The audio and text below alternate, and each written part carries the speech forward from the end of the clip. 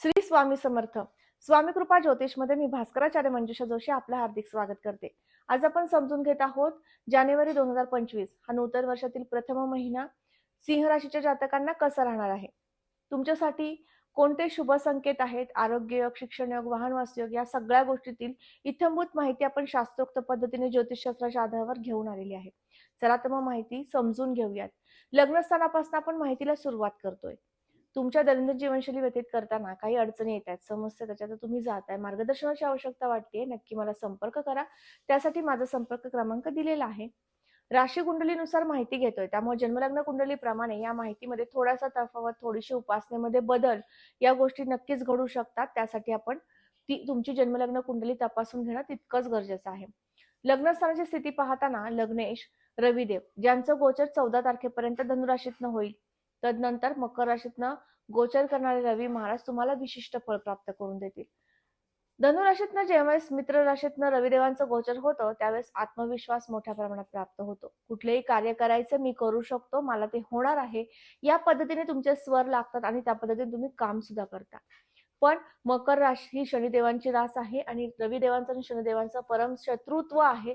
त्यामुळे थोडासा या स्वभावामध्ये परिवर्तन होऊ शकतं. हे 14 तारखेनंतरचं ग्रहमान आहे. कुठलाही डिसिजन घ्यायचा आहे, त्यामधनं तुम्हाला मोठे लाभ प्राप्त करून घ्यायचे तर 14 तारखेपर्यंत नक्कीच तुम्ही घेऊ शकता आणि त्या माध्यमातून लाभही प्राप्त करून घेऊ शकता. राशी कुंडलीतील धनस्थानाकडे जाऊयात. धन, वाणी, नेत्र, पैसा या सगळ्या प्रकारचे सुख आपण दुसऱ्या घरावरनं पाहतो. नेत्र चिकित्सा करावी लागणं किंवा कर्णचिकित्सा करावी लागणं या काही गोष्टीतनं जावं लागू शकतं तुम्हाला या महिन्यामध्ये. कारण या ठिकाणी कन्या रास आहे, त्याचे अधिपती बुधदेव ज्यांचं गोचर वृश्चिक राशीतनं होत आहे. 4 तारखेपर्यंत या गोष्टी, या समस्या तुम्हाला थोड्याफार प्रमाणात जाणवू शकतात. तदनंतर मात्र तुम्हाला शुभ संकेत आहेत. ज्यावेळेस गुरुदेवांच्या राशीतनं बुधदेव गोचर करतील, अर्थात ती पण त्यांची शत्रू रासच आहे, परंतु मोठ्या प्रमाणातील ताण त्रास तुम्हाला निर्माण होणार नाही, यामुळे काळजी करण्याची आवश्यकता नाही. राशी कुंडलीतील धनस्थानावरनं आपण कुटुंबाचं सौख्यही पाहतो आणि शेअर मार्केटमधील गुंतवणुकी पण पाहतो. या महिन्यात मध्यम स्थिती दर्शवते गुंतवणुकीसाठी आणि वडिलोपार्जित प्रॉपर्टी संदर्भातील कामे मार्गी लावण्यासाठी. त्याचबरोबर कुटुंबाचं सौख्य, तुम्ही जर कुटुंब प्रमुख असाल तर तुमच्यासाठी मध्यम स्वरूपातलं आहे. काही अंशी तुम्हाला तुमच्या कुटुंबातील इतर सदस्यांना समजून घेणं किंवा समजावून सांगणं या गोष्टी दोन्ही तुम्हाला करण्यास भाग पाडणारी ही स्थिती या महिन्यातील म्हणता येईल. राशी कुंडलीतील तृतीय भावाकडे जाऊयात. भावंडांचं सौख्य तुम्हाला या महिन्यात उत्तम मिळेल. छोट्याखानी प्रवासाचे योग घडून येतील. प्रवासातनं लाभ प्राप्त होईल असे शुभ संकेत आहेत. तुम्ही कला क्षेत्राशी कुठलंही काम करताय ज्यामध्ये कला आहे, त्या कलेचं कार्य तुमच्याकडनं करून घेणं आणि त्यातनं प्रावीण्य किंवा गुणगौरव प्राप्त करून देणं अशी उत्तम स्थिती या महिन्यात आहे. राशी कुंडलीतील चतुर्थ भावाकडे जाऊया. चौथं घर हे वाहन वास्तूचं आणि मातृसौख्याचं आहे. या ठिकाणी असणारी वृश्चिक रास आणि मंगळ देवतेचं गोचर वेळातनं होतंय, त्यामुळे सर्व प्रकारची सुखे उपभोगताना खर्चाकडे तुमचा जास्त कल राहू शकतो. मातृसौख्य मध्यम स्वरूपातलं मिळेल, कारण मातृस्थानामध्ये असणारे वृश्चिक राशीचे मालक जे आहेत ते वेळातनं गोचर करतायत आणि विशिष्ट म्हणजे त्यांचं गोचर हे कर्केतनं होतंय, नीच राशीतनं होतंय. त्यामुळे आईच्या आरोग्याकडे लक्ष देणं हा सल्ला मी तुम्हाला या माध्यमातून देऊ इच्छिते. राशी कुंडलीतील चौथ्या भावातनं आपण वास्तूचं आणि वाहनाचं सुख पण पाहतो. या महिन्यात ते दोन्हीही योग अगदी अल्प प्रमाणात आहेत. काही अंशी अडचणी निर्माण करून देणारे योग या महिन्यात आहेत. पंचमस्थानाचा अधिपती गुरुदेव यांचं गोचर दशमातनं होतंय, त्यामुळे तुम्ही जे काही कार्य करताय, जे काही शिक्षण घेऊ इच्छिता, त्या शिक्षणाचा उत्तम लाभ प्राप्त करून देणारी ही स्थिती म्हणता येईल. शिक्षणासाठी हा महिना मध्यम स्थितीमध्ये आहे. नवीन ठिकाणी ऍडमिशन घ्यायचंय, फॉर्म फिलअप करायचा, त्यासाठी सुद्धा मध्यम स्थिती आहे. या महिन्याच्या 14 तारखेनंतर प्रयत्न करा, अधिक लाभ प्राप्त होतील. त्याचबरोबर या महिन्यामध्ये तुम्हाला प्रेम प्रणयाच्या दृष्टीने सुद्धा मध्यम स्थिती दर्शवतं. या काही अंशी तक्रार निर्माण होऊ शकते. काही अंशी तुमचा जो पार्टनर आहे त्याच्या मनामध्ये द्विधा मनस्थिती निर्माण होणं किंवा कुठलंही काम त्यांना करायचंय त्यांच्या करिअर संदर्भातलं, तर ते करू की नको अशी काहीशा विचारण्यामध्ये थोडेसे वाद निर्माण होणं. पण ही स्थिती तुम्हाला 14 तारखेनंतर नक्कीच दिसून येऊ शकते. पंचमस्थानावर आपण संतती योग पाहिला. संतती योगाच्या दृष्टीने विचार केला तर तुमची जन्मलग्न कुंडलीत हाताळणं गरजेचं आहे. पण राशी कुंडलीनुसार संततीचं सौख्य कसं आहे हे आपण 5व्या घरावरनं पाहतो. त्या दृष्टीने विचार केला तर हा महिना संतती सौख्यासाठी उत्तमच आहे. तुमच्या संततीच्या करिअरसाठी किंवा त्यांच्या बिझनेससाठी किंवा नोकरीसाठी तुम्ही प्रयत्नशील आहात किंवा त्यांना तुम्ही सहकार्य करताय बिझनेससाठी, त्यांच्या जीवनामध्ये उत्कर्ष किंवा प्रगतीचा काळ तुम्ही पाहणार आहात आणि त्यातनं आनंद प्राप्त करून घेणार आहात. षष्ठ स्थानाकडे जाऊयात. 6वं घर हितशत्रूंचं आहे, रोगाचं आहे.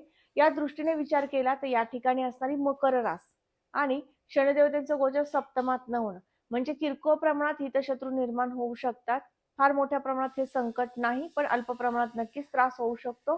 त्याचबरोबर तुम्हाला जागा खरेदी विक्री करायची आहे, त्या संदर्भातली कामे मार्गी लावायची असतील तर त्यासाठी सुद्धा या महिन्यातील दुसरा पंधरवडा उत्तम स्थिती आहे, कारण या ठिकाणी रविदेव येतील मकर राशीमधनं आणि तुम्हाला ते विशिष्ट फळ प्राप्त करून देतील. सप्तम भावाकडे जाऊयात. सप्तम स्थान हे जोडीदाराच्या सौख्याचं आहे आणि भागीदारी व्यावसायिक पार्टनरचं आहे.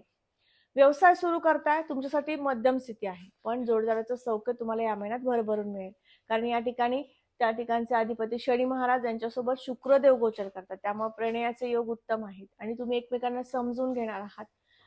दोघात मिळून एखादा व्यवसाय सुरू करायचा आहे किंवा तुमच्या जोडीदारालाच तुम्हाला पार्टनर म्हणून एखाद्या व्यवसायामध्ये इन्व्हॉल्व करून घ्यायचंय, त्यासाठी हा महिना अतिशय उत्तम आहे. नवीन नोकरीच्या संधीत असणारा वर्ग त्यांच्यासाठी उत्तम स्थिती आहे.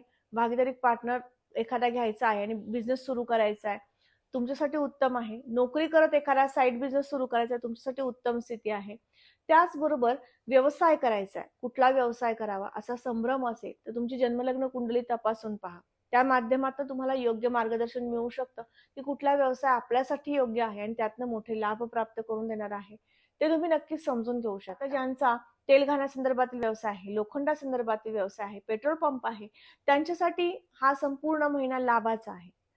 ट्रान्सपोर्ट संदर्भातील व्यवसाय असेल आणि टूर्स अँड ट्रॅव्हल्स संदर्भातील व्यवसाय आहे, त्यांच्यासाठी हा महिना उत्तम आहे. त्याचबरोबर खरेदी विक्रीचे व्यवसाय असतील, तुमच्यासाठी सुद्धा उत्तम स्थिती या संपूर्ण जानेवारी महिन्यात आहे. तुम्ही तुमच्या व्यवसायाला गती मिळवून घेणार आहात, गती प्राप्त करून देणार आहात हा संपूर्ण महिना आणि गुरुदेवतेंची कृपा म्हणता येईल. राशी कुंडलीतील लाभस्थानाकडे जाऊयात. लाभयोग कसे आहेत या महिन्यामध्ये? त्या ठिकाणी बुध देवतेची रास आहे. 4 तारखेनंतर तुम्हाला विशिष्ट लाभ प्राप्त होतील, नवीन संधी प्राप्त होईल, कामात यश प्राप्त होणं, सुयश निर्माण होणं असे शुभ संकेत तुम्हाला या संपूर्ण महिन्याभर आहेत. खर्चाच्या दृष्टीने विचार केला तर हा महिना किरकोळ प्रमाणात खर्च निर्माण करून देणार आहे. जागेसाठी गुंतवणूक होऊ शकते, अर्थात सकारात्मक खर्च होऊ शकतो. त्याचबरोबर थोडासा खरेदीकडे कल तुमचा नक्कीच राहू शकतो या महिन्यात आणि खरेदी माध्यमातून सुद्धा तुमचा खर्च होऊ शकतो. महिला वर्गांसाठी सांगू इच्छिते, ज्यांचा पार्लरचा व्यवसाय आहे, ब्युटी पार्लर संदर्भातील काम तुम्ही करताय, सौंदर्य प्रसाधनासंदर्भातील तुमचे कार्य आहे, व्यवसाय आहे, तर ते व्यवसाय सुद्धा मोठ्या उच्च स्तरावर घेऊन जाणारा हा संपूर्ण कालावधी म्हणता येईल. आता ज्यांना विवाह करायचा त्याच्यासाठीचं ग्रहमान कसं आहे? तुम्हाला राशीस्वामीप्रमाणे गुरुदेवतेचं बळ आहे, त्यामुळे विवाहाचं कार्य सिद्धीत जाऊ शकतं, पण त्यासाठी तुमची जन्मलग्न कुंडली तपासून घेणं तितकंच गरजेचं आहे. त्यामध्ये जर विवाह योग असेल तर निश्चित तुम्हाला या महिन्यामध्ये विवाहाचं कार्य संपन्न झाल्याशिवाय राहणार नाही. प्रयत्न तुम्हाला नक्कीच करायचे आहेत. आता उपासनेकडे जाऊयात. उपासना काय करायची आहे?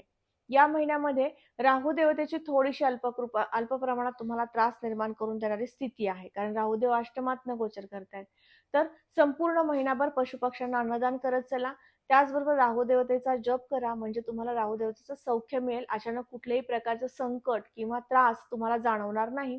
जोडीदाराचं सौख्य सुद्धा भरभरून मिळवून देण्यासाठी याची नक्कीच होऊ शकतो, याचा उपयोग नक्कीच होऊ शकतो.